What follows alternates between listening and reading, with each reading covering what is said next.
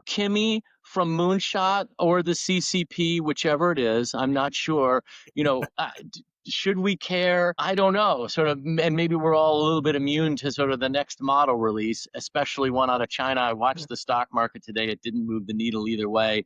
Shanti, what do you think of? Do we care the next So release of I Kimi? haven't used it yet, other than like a quick one-liner to generate some code. But from the previous K2 release, it's fast.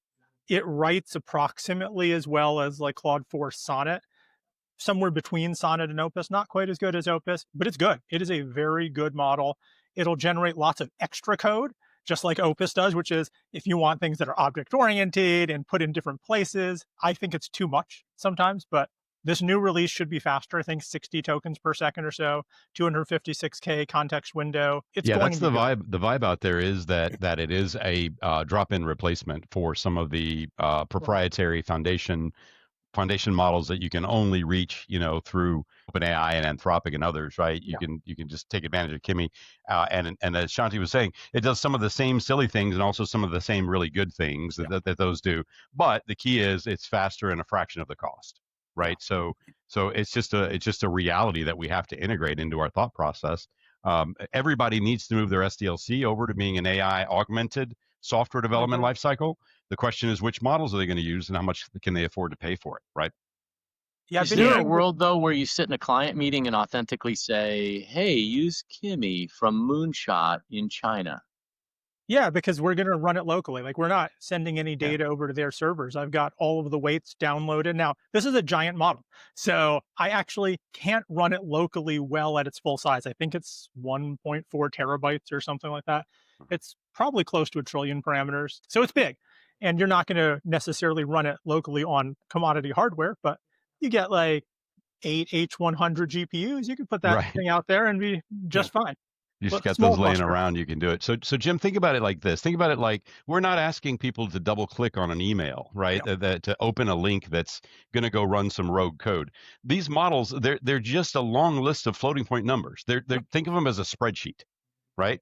There is no evil floating point number. It's not like the ones below zero point zero 0.02 are good and the ones above that are bad, right? These are just weights. Weights are just values that get multiplied.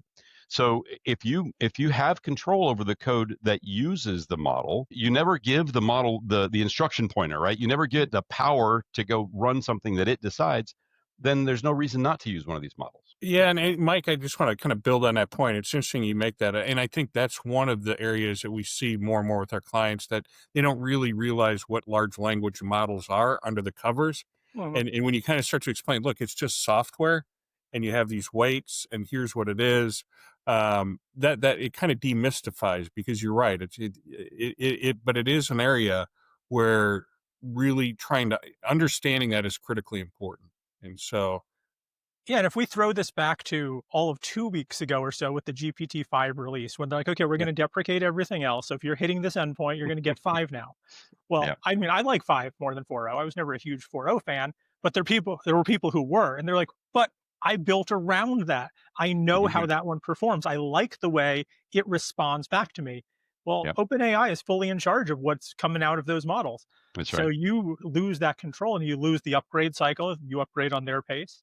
If you And in control the this weights, you control the model. in this really high value audio world where the models are interacting in real time Mhm. with audio, and that replaces human time, one for one. Yeah. Those models, it's even more important that you have control over it. And they did the same thing recently. They went from the O4 preview real time to the GPT real time release. Good news, it's released for the first time. It's not preview. Bad news, it acts different. So Yeah. now imagine overnight, every one of your sales reps, every one of your support techs, every one of anybody that's customer facing acts differently than they did yesterday. I don't care if it's better or worse. I don't want it to change.